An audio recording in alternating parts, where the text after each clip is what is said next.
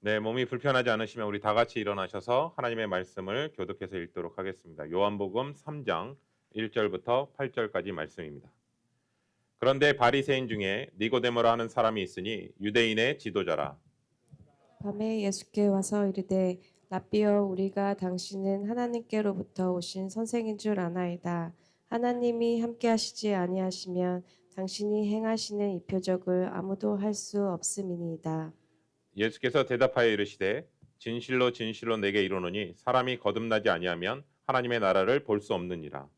니고데모가 이르되 사람이 늙으면 어떻게 날 수 있사옵니까? 두 번째 모태에 들어갔다가 날 수 있사옵니까? 예수께서 대답하시되 진실로 진실로 내게 이르노니 사람이 물과 성령으로 나지 아니하면 하나님의 나라에 들어갈 수 없느니라. 육으로 난 것은 육이요 영으로 난 것은 영이니 내가 내게 거듭나야 하겠다 하는 말을 놀랍게 여기지 말라. 바람이 임의로 불매 내가 그 소리는 들어도 어디서 와서 어디로 가는지 알지 못하나니 성령으로 난 사람도 그러하니라. 아멘. 아멘.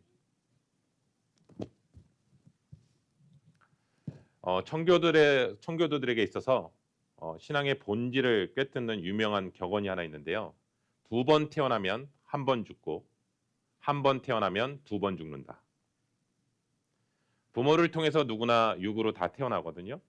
그런데 성령으로 다시 태어난 두 번째 태어난 인생이 되면 육신의 죽음이라는 한 번의 죽음의 강은 건너게 됩니다. 하지만 그 이후에는 영생을 누리게 되죠. 반면에 육의 탄생에만 머무는 사람은요. 육의 죽음도 끝나지만 그 이후에 영원한 형벌인 영원한 사망이 있다라는 사실을 보게 됩니다. 여러분 우리가 신앙생활을 하면서 우리가 주님 앞에 마지막에 임종을 앞두고 있을 때 가장 간절하게 던져지는 질문은 뭐냐면 내가 정말 예수 그리스도 안에서 거듭남는가라는 질문입니다. 왜냐하면 거듭나지 않았다면 하나님의 나라에 들어갈 수 없기 때문에 그렇습니다.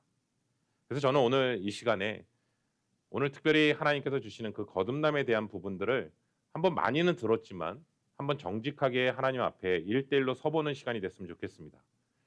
오늘 니고데모는요. 본문에 등장하는 니고데모는 종교적인 지식과 하나님의 말씀에 대해서 너무나 많이 알았던 사람입니다. 그런데 여전히 자신의 삶은 한 번 태어난 인생이었기 때문에 그 마음 가운데 영적인 갈급함이 있었고 목마름이 있었던 것을 보게 됩니다. 그런데 주님께서는 그에게 있어서 성령의 바람에 대한 부분들을 말씀하시고 그 삶 가운데 어떻게 성령의 바람이 니고데모 삶 속에 성령의 바람이 불기 시작했을 때 그가 실제적으로 어떤 변화가 일어났는지를 오늘 말씀 가운데 같이 나누려고 합니다. 우리 함께 말씀 볼까요? 요한복음 3장 1절부터 2절까지 말씀입니다. 유대인 중에 니고데모라 하는 사람이 있으니 유대인의 지도자라.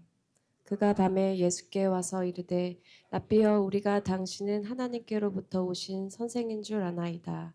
하나님이 함께하시지 아니하시면 당신이 행하시는 이 표적을 아무도 할 수 없음이니이다. 예수께서 대답하여 이르시되 진실로 진실로 내게 이르노니 사람이 거듭나지 아니하면 하나님의 나라를 볼 수 없느니라. 네, 아멘. 아멘. 당시 예루살렘에서는요. 예수님에 대해서 관심이 많았습니다. 왜냐하면 예수님이 움직일 때마다 많은 사람들이 따라다녔거든요. 그런데 그들의 공통점이 하나 있어요. 그들은 구경꾼이었습니다. 성경에서 얘기하면 무리입니다. 예수님이 뭔가 행하시면 그거에 관심을 갖기 시작하고 계속해서 따라다녔던 모습을 보게 되거든요. 그런데 그들의 결정적인 문제는 뭐냐면 그 상황에 깊이 개입하거나 주님의 영향을 받기는 거부합니다. 그러니까 멀찍이 계속 따라다니고 자신의 흥미로운 그 점에 주목하지만 정작 자신에게 뭔가 영향을 주려고 할 때는 그 자리를 피하는 모습을 보게 되거든요. 또 하나는 오늘 본문의 니고데모는 좀 달랐던 것 같아요. 예수님을 따랐던 사람들 중에 무리도 있었고 또 중간쯤 끼어 있는 사람이 있었고 아예 어게인스트하는 예수님을 대적했던 바리새인과 사두개인들도 있었거든요. 종교 지도자들이요.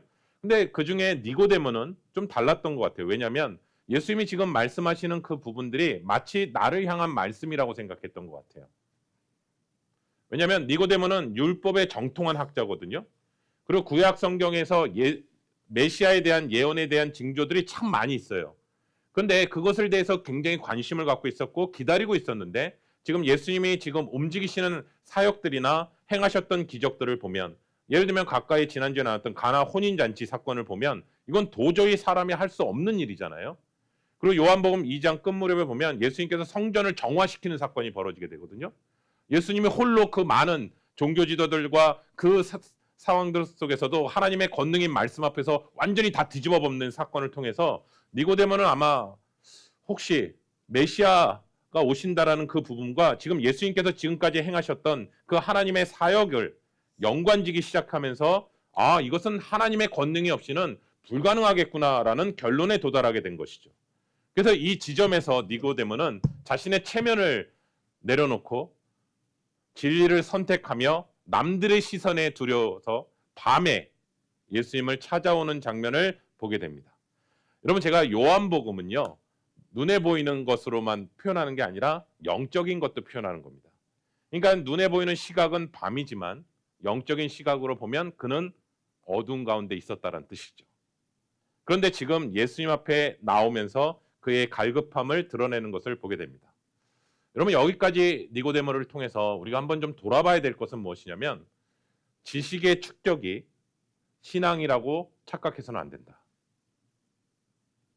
야고보 사도가 말한 것처럼 말씀을 머리로만 이해한 채 행함이 없다면 그것은 스스로를 속이는 것이다. 사회적 성공과 풍부한 경험이 오히려 하나님 앞에 나아가는 데 있어서 걸림돌이 될 수 있다. 니고데모처럼 자신의 사회적 가면을 벗고요. 그리고 주님 앞에 어린아이 같은 낮은 모습으로 주님 앞에 나아가야 되는 걸 보게 됩니다. 사랑하는 성도 여러분, 오늘 말씀을 통해서 정말 어둠 가운데 소극적인 신앙생활의 모습이 아니라 주님 앞에 진지한 질문을 던지며 주님의 도움을 구할 때 우리의 삶이 거듭남으로 나아갈 줄로 믿습니다. 여러분, 하나님은 니고데모처럼 정말 주님 앞에 진짜 도움을 구하잖아요. 정말 주님을 알기를 정말 원합니다. 그러면 절대로 주님은 외면하지 않으시는 분입니다. 자기의 의의를 내려놓고 주님 앞에 진실하게 설 때 진짜 믿음이 시작됩니다. 우리 한번 말씀 볼까요? 요한복음 3장 3절입니다. 3절입니다. 예수께서 대답하여 이르시되 진실로 진실로 내게 이르노니 사람이 거듭나지 아니하면 하나님의 나라를 볼 수 없느니라. 아멘. 아멘. 여러분, 사람들은요 니고데모를 볼 때마다 그의 배경을 계속 물어봤을 것 같은데요. 그때 시대에서는요. 당신은 어느 지파 사람입니까? 당신은 누구한테 배웠습니까? 당신은 지금 사내들인 공예 멤버인데 그 멤버 중에 누구랑 가장 친하십니까? 이런 질문을 계속 많이 받았을 것 같아요. 마치 우리 이민자로 이 땅에 오게 되면, 미국에 오면 제일 많이 받는 질문이 뭐죠? Where are you from? 그죠? 항상 그 질문을 받거든요. 근데 제가 지난번에 그 자동차 사고로 저랑 모세 목사님이랑 쌤이랑 ER에 갔었거든요. 근데 의사가 딱 하더니 첫 번째 질문이 Where are you from? 딱 질문하더라고요. 그러니까 쌤이가 난 미국 사람인데? 그랬더니 갑자기 그 의사가요 다시 또 질문해요. Where are you는 그대로 쓰고요. 하나 더 쓰더라고요. Really from. 그러니까 쌤이가 뭐라고 대답하는지 아세요? 나 캘리포니아에서 태어났는데. 그랬더니 다시 또 질문해요. Really from. 그랬더니 쌤이가 우리 아빠 엄마는 한국 사람인데. 그랬더니 갑자기 의사 씩 웃는 거예요. 그 교묘한 단어 안에서도 차별이 있는 거죠. 그래서 모세 목사님은 끝까지 자기는 미국 사람이라고 얘기하더라고요. 왜냐하면 이런 경험들을 해봐서. 여러분, 그 정체성에 대한 질문을 하는 거잖아요. 지금 니고데모는요 자신이 가지고 있는 게 너무 많거든요. 사실은 아마 조금만 찔러도 자기가 자랑할 게 너무나 많은데 정작 예수님은요 니고데모에게 그런 질문을 하지 않으세요. 뭐라고 얘기하냐면 너가 정말 위로부터 났니? 여러분, 대화도요 서로 좀 존중해주고 서로 호의적으로 이렇게 대화가 진행이 돼야 되는데 니고데모는 굉장히 존중하면서 예수님 앞에 나아가고 있는데 예수님은 딱 잘라서 넌 정말 위로부터 났니? 그 질문을 하는 거예요. 여러분, 우리는 이 땅에서 시민권을 얻기 위해서 또 혹은 최선을 다해서 이민자의 삶을 살아가거든요. 그런데 오늘 성경은 우리에게 정직하게 다시 한번 질문합니다. 니고데모도 그런 인생이었거든요. 내 소속이 정말 이 땅이 아닌 하늘에 속한 자니? 이 질문을 먼저 하게 되는 것이죠. 여러분, 이 땅에서 이민자로서 소외감을 느끼며 살 때요, 그 힘으로 살 수 있는 힘은 아무것도 없습니다. 정말 하늘의 소망을 두어야지 이 땅에서의 삶을 살아갈 수 있습니다. 니고데모가 상태가 지금 어떠한지 예수님께서 또 얘기합니다. 여러분, 공간복음에서는 사용하지 않지만 요한복음에서 사용하는 단어가 있다고 그랬어요. 예수님 말씀하실 때 진실로 진실로. 그 단어를 사용하는 것은 요한복음에서만 사용하거든요. 그리고 특별히 예수님의 어투 중에 사도 요한은 그 부분을 잘 캐치한 것 같아요. 아멘, 아멘이 뜻이거든요. 그러니까 이 말씀은 반드시 들어야 되는 말씀인 것이죠. 그 니고데모에게 진단한 결과의 보고를 해주십니다. 뭐라고 했냐면, 니고데모야, 너가 다시 태어나지 않는다면 너에게는 아무런 소망이 없다. 너는 지금 이대로라면 천국까지 못한다. 완전히 다시 태어나지 않는다면 내게 남겨진 것은 영원한 심판뿐이다. 이 말씀하신 거예요. 청교도들이 2번 태어나야 된다라고 강조한 이유는 소속의 확신 때문에 그렇습니다. 한 번 태어난 사람은 이 땅의 사망의 법에 눌려 살다가 사망으로 끝나는 것이고, 2번 태어난 사람은 하나님의 나라의 법인 생명의 법, 성령의 법 안에 살아가기 때문에 그렇습니다. 여러분, 예수님께서 이 말을 했을 때 니고데모라면, 여러분이 니고데모라면 어떤 반응이 일어나겠습니까? 여러분, 자신은요, 율법의 철저한 바리새인입니다. 그 당시에 바리새인들은 약 6천 명 정도 있었다고 합니다. 근데 그 6천 명 중에 특별히 사내들인 공의회 멤버에 속한 사람입니다. 70명 중에 한 명입니다. 그 당시에 입법, 사법, 행정 모든 권한을 갖고 있었던 사람입니다. 그리고 자신보다도 더 학식이 해박한 사람이 아마 거의 없었을 거요. 그리고 누구보다도 하나님의 말씀을 가까이 하는 사람이었을 것이고요. 그리고 정말 거듭나야 될 대상은 정말 죄를 많이 짓는 사람들, 우리가 수가성 여인처럼 정말 많은 간음을 한 여인, 그러한 사람들이 거듭나야 되지, 자기같이 철저하게 도덕적으로 하나님의 말씀을 철저하게 지키려고 하는 흠없는 자기를 향해 너가 다시 태어나지 않으면 하나님의 나라에 들어갈 수 없다라고 얘기한다면 그 마음이 얼마나 불쾌하고 화가 날까요? 여러분, 이 상황 속에서 예수님과 니고데모의 대화 속에서 니고데모는 그 자리를 화를 내면서, 여러분 최소한 예수님이 30세라고 치면 공생의 시작이니까 니고데모는 최소한 40대 후반이나 50대입니다. 그리고 니고데모는 사회적 지위와 명성이 있는 사람이고 예수님은 그렇게 명성 있는 사람은 아닙니다. 근데 그 말에 대해서 굉장히 무례하게 할 수 있을 수 있잖아요. 화를 낼 수도 있고요. 그런데 오늘 본문에 보시면 예수님의 지적을 교묘하게 듣습니다. 그리고 예수님에게 오히려 다음과 같은 질문을 합니다. 요한복음 3장 4절 말씀입니다. 니고데모가 이르되 사람이 늙으면 어떻게 날 수 있사옵니까? 2번째 모태에 들어갔다가 날 수 있사옵니까? 아멘. 아멘. 거듭나지 않으면 하나님의 나라를 볼 수 없다라고 했을 때 예수님의 그 말씀 앞에 진지하게 니고데모는 듣습니다. 그런데 아무리 그 말을 들어도 이해가 되지 않는 거예요. 그래서 자신이 이해할 수 있는 거듭남의 비밀을 정말 알고 싶은 거예요. 그래서 니고데모 이렇게 얘기합니다. 아니, 늙은 사람이 어떻게 다시 모태에 들어갈 수 있습니까? 여러분, 니고데모가 할 수 있는 최선의 자신이 이해한 언어로 예수님 앞에 질문합니다.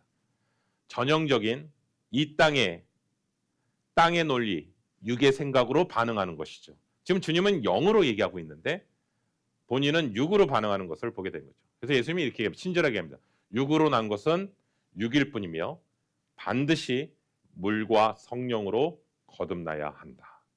우리 볼까요? 요한복음 3장 5절 말씀입니다. 예수께서 대답하시되 진실로 진실로 내게 이르노니 사람이 물과 성령으로 나지 아니하면 하나님의 나라에 들어갈 수 없느니라. 아멘. 아멘. 물과 성령으로 거듭나야 된다. 여러분, 우리는 이 말씀을 너무나 잘 알기 때문에 익숙하지만 니고데모에게는 굉장히 충격적이었을 거라고 생각합니다. 물과 성령으로 거듭나야 된다. 그런데 여러분, 예수님께서는요, 그 사람의 상황에 맞게 말씀을 제시하시거든요. 그럼 니고데모에게 있어서 물과 성령은 어떤 의미인지를 하나님의 말씀을 통해서는 알고 있었던 사람입니다.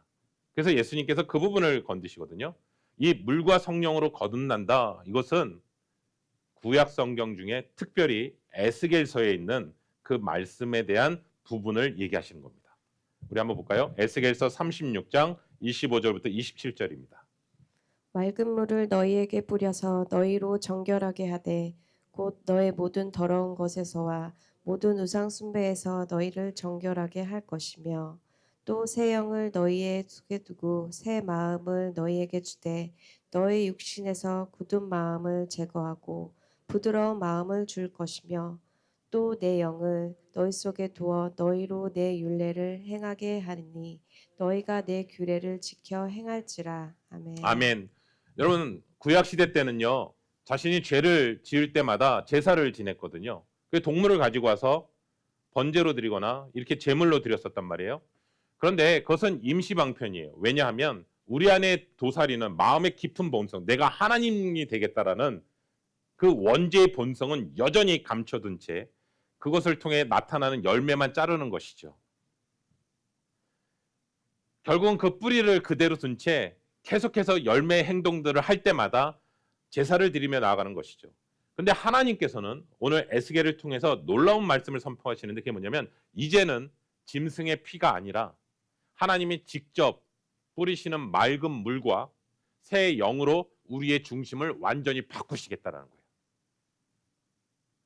여러분 이것은요. 그냥 단순하게 치료하는 게 아니에요. 여기 아프니까 이것을 치료해 주는 게 아니라 굳은 마음을 드러내버리고 부드러운 마음을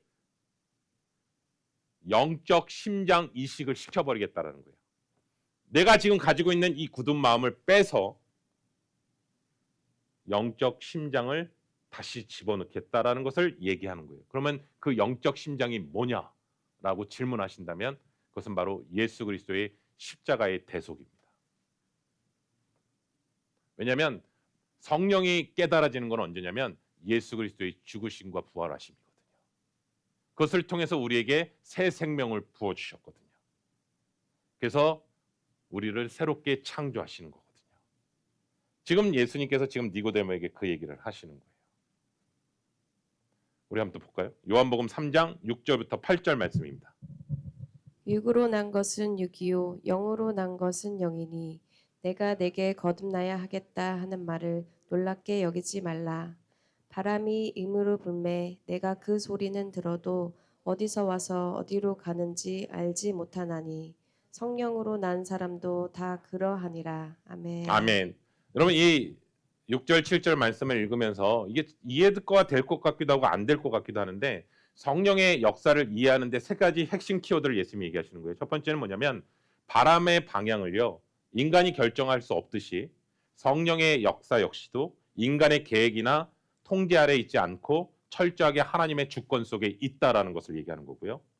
두 번째는요. 성령이 어떻게 사람의 마음을 변화시키는지 그 구체적인 경로와 메커니즘을 인간의 지성으로는 다 파악할 수 없다라는 내용이고요. 세 번째는 바람 자체는 보이지 않지만 흔들리는 나뭇잎을 보게 되면서 아, 그 존재, 바람이라는 게 있구나라는 것을 알듯이 성령의 역사는 변화된 삶과 열매를 통해서 증명된다라는 것을 얘기하는 거예요. 여러분 이 말씀이 니고데모의 삶 가운데 어떻게 분명하게 드러나게 됐는지는 완전히 변화된 삶을 살게 됩니다. 여러분 처음에 니고데모는 밤에 찾아왔어요. 예수님을. 왜냐하면 사람들 의식 때문에 그랬거든요.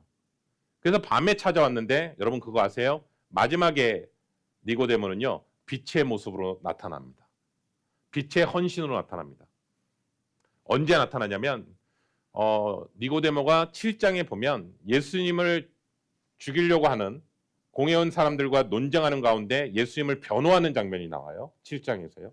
그리고 그 다음에 언제 니고데모가 등장하냐면 예수님이 십자가에 달려 돌아가실 때.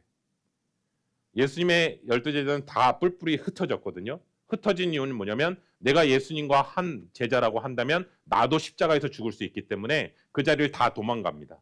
그런데 유일하게 바리새파 사람이었던 니고데모가 여기서 등장하고요. 아리마대 요셉 두 사람이 등장하게 됩니다.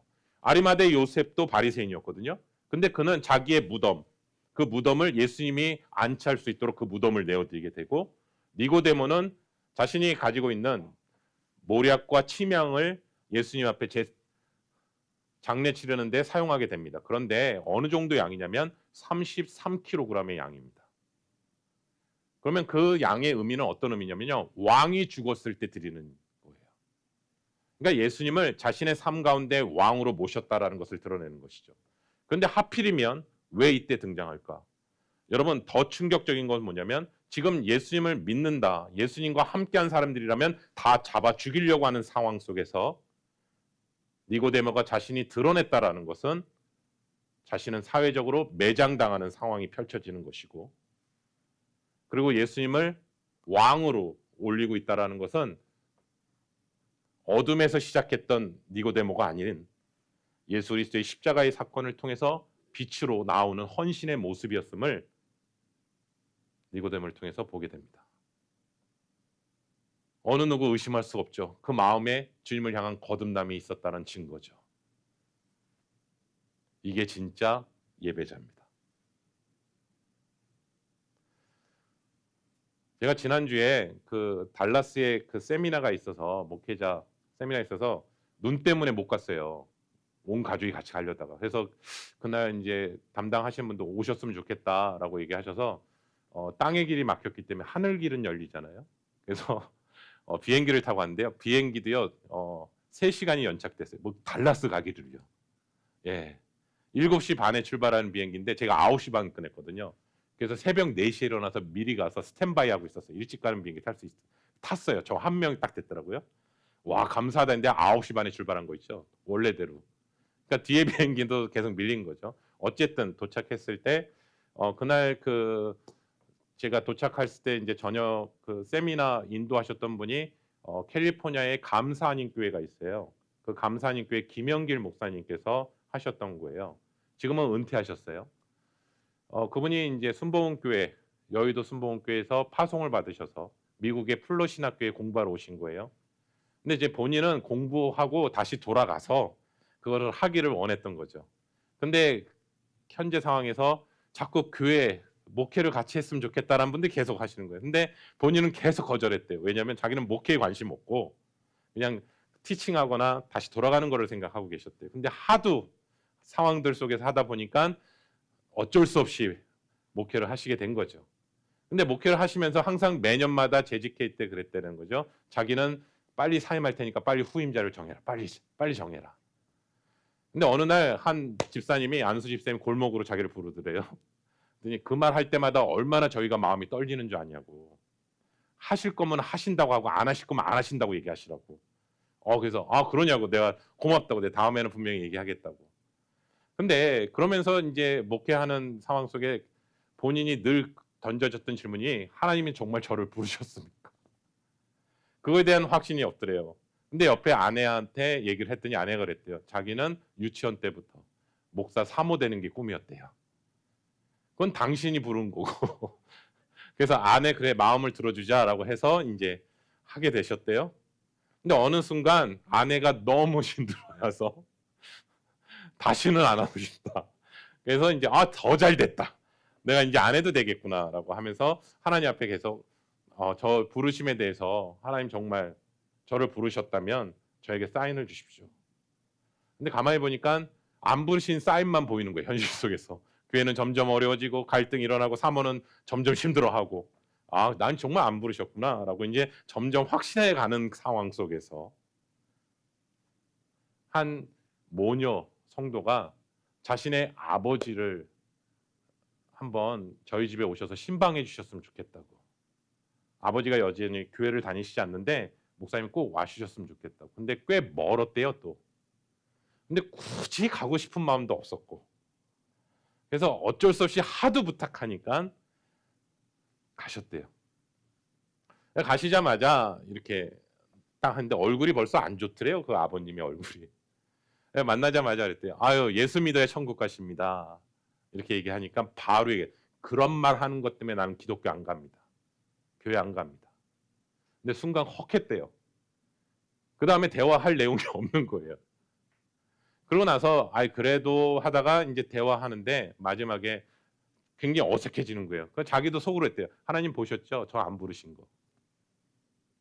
근데 이제 결정적으로 그분이 이렇게 자기는 교회를 지금까지 한 번 나갔었대요. 근데 한 번 나간 뒤로 안 나간대요. 그리고 교회는 자기는 아니라는 거예요. 그러면서 결정적인 한마디를 하셨대요. 이게 40년 전 일이에요. 뭐라냐면 자기는 칼 막스주의자입니다. 나는 공산주의자입니다. 딱 그 얘기를 하시더래요. 마침표를 찍는 거죠. 나는 교회 안 나간다. 칼 막스주의자입니다. 딱 그 얘기를 하시는 거예요. 그러니까 이제 거기에 세미나에 참석하신 목사님들 딱 있어요. 이 말을 들었을 때 여러분이라면 어떻게 하시겠습니까? 토의하시기 바랍니다. 이러시더라고요. 그래서 이제 저희 그룹에서 이제 토의할 때 저는 이렇게 생각했어요. 아, 그러셨군요. 그러면 첫 예배 드리시고 나서 어떤 상처를 받으셨길래 교회를 안 나가시게 되셨나요? 그리고 왜 공산주의 이론을 그것을 신념으로 가지셨나요? 그러한 계기가 무엇이었나요? 라고 저는 질문할 것 같습니다. 라고 이제 생각을 했거든요. 근데 막 그룹 토의가 다 끝났어요. 대부분 아 그러시군요 하고 그냥 다 그런 분위기였어요. 그래서 이제 저희는 궁금했죠. 이 목사님은 어떻게 하셨을까? 어떻게 하셨을 것 같습니다.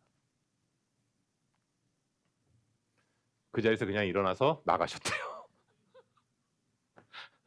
그냥 그 자리에서 일어나셔서 나가셨대요. 근데 제가 생각이 저는 속으로 했어요. 참 무례하시다 목사님. 그래도 좀 대화 좀 나눠보시고 그래도. 근데 또 더 충격적인 건 뭔지 아세요? 옆에 아내랑 딸이요 과일을 깎고 있었대요. 근데 그냥 일어나서 나가셨대요. 근데 그 어머니가 붙잡았대요. 목사님 좀 됐다고 저 가겠다고. 그러고 그냥 나갔대요. 그러니까 이 얘기를 들으니까 전 또 아니 저렇게 무례하시면 안 될 텐데. 근데 나가시면서 바로 하늘을 향해서 딱 쏘셨대요. 보셨죠 하나님? 저 안 부르시. 저 아무 말 못 하겠어요. 저 아닌 거예요. 저 하나님 보셨죠? 라고 했대요. 그날 이제 지나고 그 주일날 예배를 드리는데 깜짝 놀랐대요. 그분이 저기 뒤에 앉아 계시는 거예요. 예배 시간에 왜 오셨지? 날 자꾸 또 뭐라고 얘기하시려나? 그래서 그날따라 축도도 더 길게 하셨대요. 왜냐하면 빨리 나가시려. 왜냐하면 예배 끝나고 마주치면 더 불편하니까. 근데 축도 끝났는데 없어지셨대요. 그래서 이야 다행이다. 그 다음 주에 됐는데 또 앉아 계시는 거예요. 만나고 싶지 않은데 또 그 다음 주에 했는데 또 앉아 계시는 거예요. 왜 그러시죠 저분?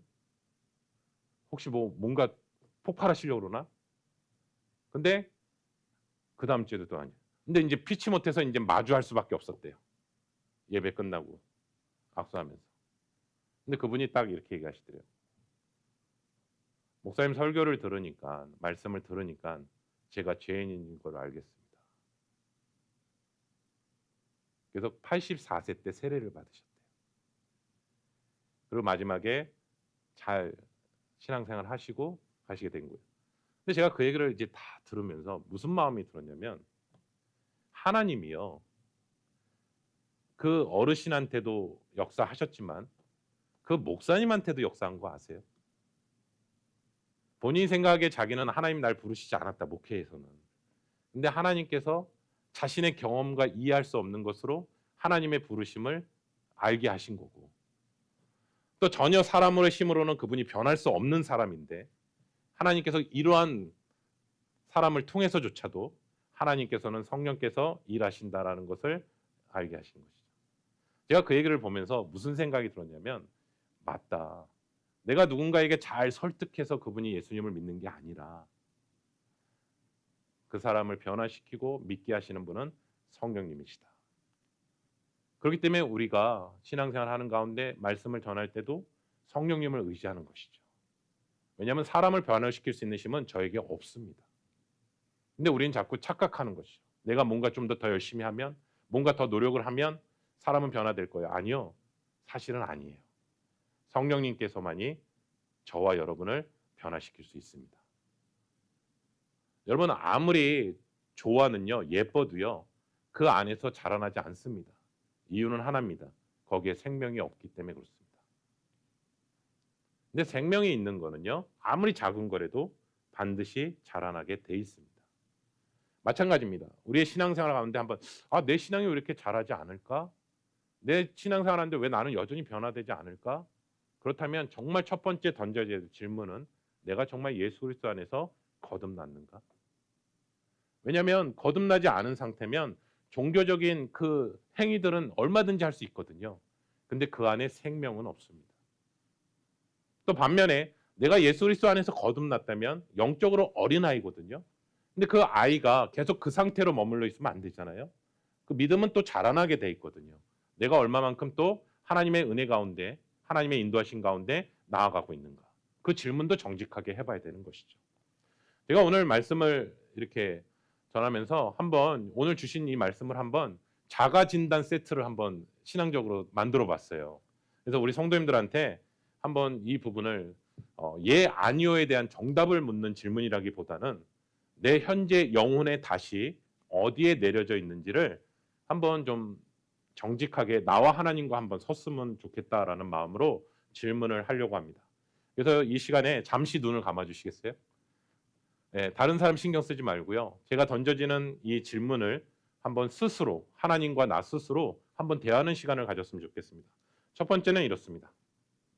나는 내가 하나님 앞에 아무 소망이 없는 마른 뼈와 같은 죄인임을 뼈저리게 고백하십니까?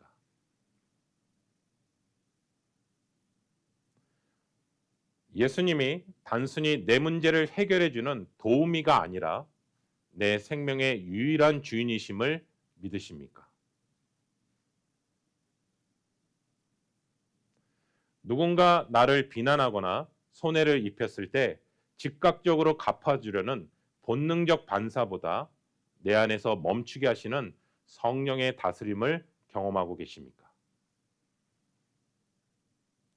예전에는 도저히 이해할 수 없었던 사람이 불쌍해 보이거나 그를 위해 나도 모르게 중보기도가 나온 적이 있습니까? 이민 생활의 불확실함 속에서 내 인생의 핸들을 꽉 쥐고 불안해하기보다 성령의 바람에 인생의 돛을 올리고 주권적인 인도하심을 신뢰하고 있습니까? 내 계획이 무너졌을 때 낙심하기보다 하나님이 이 바람으로 나를 어디로 이끄실까라는 거룩한 호기심이 생기십니까? 세상이 말하는 아메리칸 드림보다 내 안에 하나님의 나라의 평안과 의가 이루어지는 것을 더 가치 있게 여기십니까? 자녀의 진로나 노후 대책을 세울 때 세상의 계산법이 아닌 하나님의 말씀이 우선적인 기준이 됩니까? 사람들의 눈을 의식하는 밤의 신앙을 넘어 손해와 위험을 감수하고서라도 주님을 위해 내 소중한 것을 기꺼이 내어놓는 비태의 현장이 내 삶 가운데 있으십니까? 교회를 오래 다닌 관람객이 아니라 말씀 앞에 나를 깨트려 순종하는 실천적 예배자의 삶을 살고 계십니까? 네, 눈 떠주시기 바랍니다. 여러분, 거듭남의 사건은 단 한 번의 사건이기도 하지만 그 생명이 자라나는 과정도 포함된다는 사실입니다. 여러분, 이 질문들 한번 정직하게 이렇게 서보셨잖아요. 이 질문들 서는 가운데서 아마 완벽하게 대답하시는 분은 거의 없을 거라고 생각합니다. 하지만 또 이 질문 앞에서 혹시 마음이 찔리신 분 계세요? 이 질문 앞에서 마음이 찌르고 있다면 여러분 안에 성령님께서 계시기 때문입니다. 왜냐하면 죽은 뼈는요, 찔러도 아픔을 느끼지 않습니다.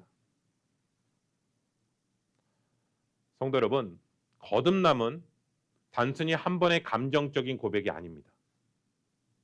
밤의 어둠 속에 숨어 있었던 니고데모가 십자가라는 빛의 현장으로 나오는 것입니다. 그리고 자신이 가지고 있는 정말 주님 앞에 들고 나왔던 모략과 치명을 들고 나왔던 것처럼 우리의 소속이 땅에서 하늘에 속한 것임을 경험하는 실제적인 사건입니다. 성령의 바람은요, 반드시 우리를 변화시키십니다. 내 자존심이라는 핸들을 꺾으시고요. 성령의 다스림에 순종하십시오. 아메리칸 드림이 아니라 하나님의 나라를 꿈꾸며 하나님의 나라의 시민이라는 사실을 다시 한번 기억하며 진짜 거듭난 자의 삶으로 살아가는 저와 우리 귀한 성도님 되시기를 예수 그리스도의 이름으로 축원합니다.